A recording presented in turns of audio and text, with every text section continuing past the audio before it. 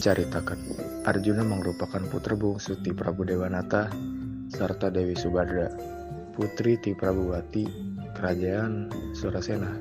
Aranjeun nikiskeun nelami. Dugi katungtungna boga rarasaan nu sarua, nyaeta rasa cinta.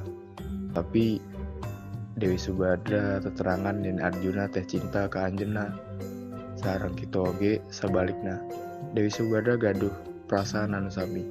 Samemeh Arjuna tiasa napikeun cintana ka Dewi Subadra. Aya tugas ti karajaan anu teu bisa ditinggalkan tungtungna.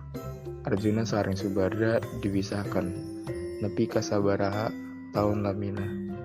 Mugi hiji poe Dewi Subadra ngadangu warta yen Arjuna dijodohkeun sareng Drupadi. Ngadangu warta eta Subadra ganca indit ka karajaan Indraprasta kalawan rasa keheul ka Arjuna. Tapi Subadra datang ka karajaan ku cara anu bener kusabab anu jodohnya Arjuna teh sobatna sorangan nyaeta Drupadi.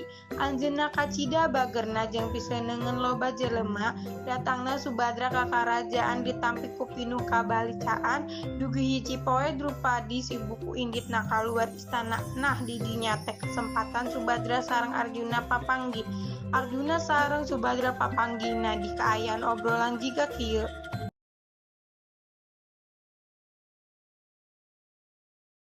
Kumaha kaayaan Dinda di Madura salami?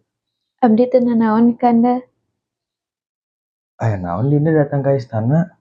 Dinda ka dieu bade nyuhunkeun penjelasan sabenerna ari anjeun Arjuna. Penjelasan naon Subadra? Abdi ngadungu warta yen anjeun bakal dijodohkeun sarta nikah jeung Padi. Jelaskeun anu sabenerna Arjuna.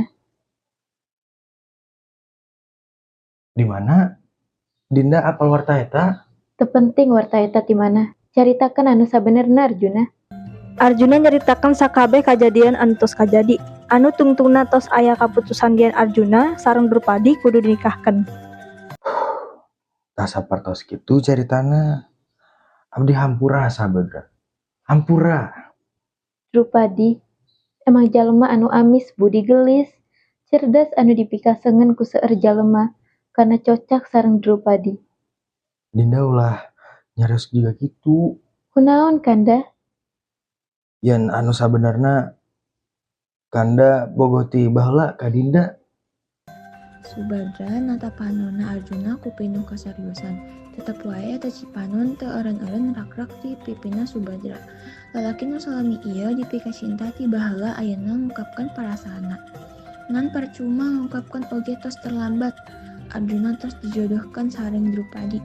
Arjuna, apa maneh terang salami ieu abdi boga ka maneh. Abdi satia ngajaga perasaan diri maneh. Tapi maneh hianat.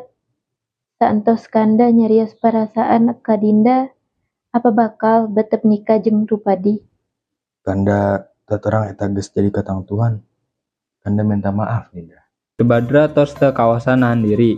Subadra kecewa terus ninggalkeun Arjuna. Dinda rek indit Kanda. Dinda moal erek datang deui ka istana ieu. Subadra, Kanda mohon pahami situasi ieu. Kanda teu tiasa ngalawan katetepan ieu. Subadra nu kudu Kanda lakukeun.